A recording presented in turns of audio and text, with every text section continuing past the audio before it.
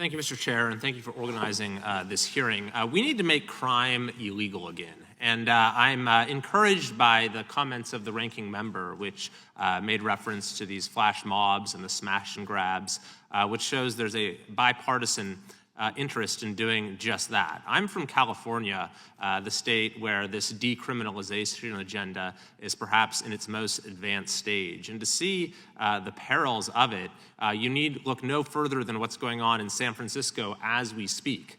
Just yesterday, Mr. Chair, Westfield Mall, the famous Westfield Mall in downtown San Francisco, announced it's surrendering the property to its lender, citing the difficult operating conditions downtown. Almost every day, we're learning of new businesses that are closing in San Francisco. In just the last few weeks, that includes T-Mobile, Old Navy, Nordstrom, Whole Foods, Anthropologie, and many more.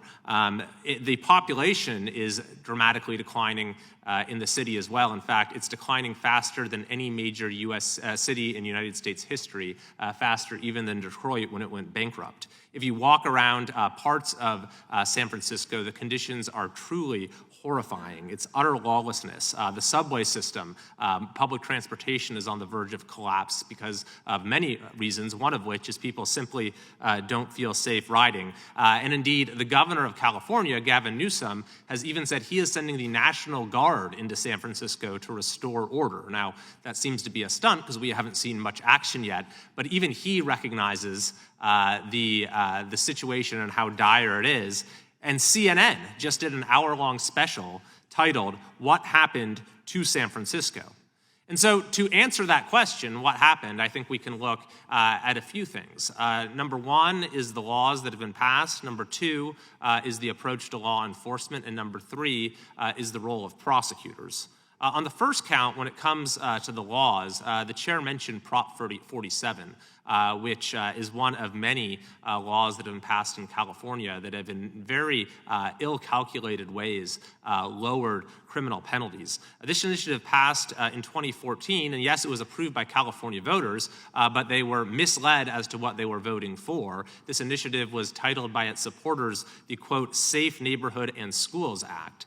And it lowered the threshold for a felony to over $950. And so you see people who just again and again and again go and steal below that threshold, and there's no consequence, and the retailers don't even report what's happening. And now, as the chair mentioned, there's even legislation to stop the stores from trying to stop this from happening. And to the point that one of the witnesses, Mr.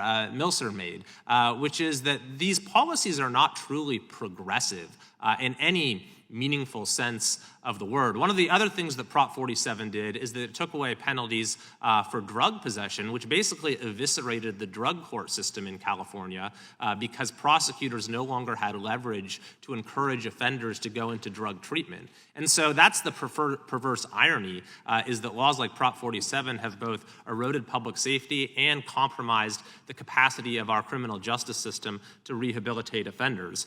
There have been many other laws along these lines. Prop 57 passed. That used another trick, which is to classify offenses as non-violent, even though they're often quite violent, and then they tell people that's what they're voting for when obviously it's something much different. You've had this governor and his predecessor have released tens of thousands of people early under the banner of executive authority. You had what was known as realignment, where prison populations were shifted into county jails, which aren't built to deal with those sorts of offenders, and the list goes on and on and on. And then at the same time, you had jurisdictions like San Francisco that chose to defund police departments. Now, a lot of that has been reversed now because they realize what a disaster it was, but the damage has been done in a lot of ways, and you still have police departments throughout California that are having a very, very difficult time with recruitment and continue to be understaffed because of this anti-law enforcement message that came from some of our state's leading politicians. And then finally, you had in places like San Francisco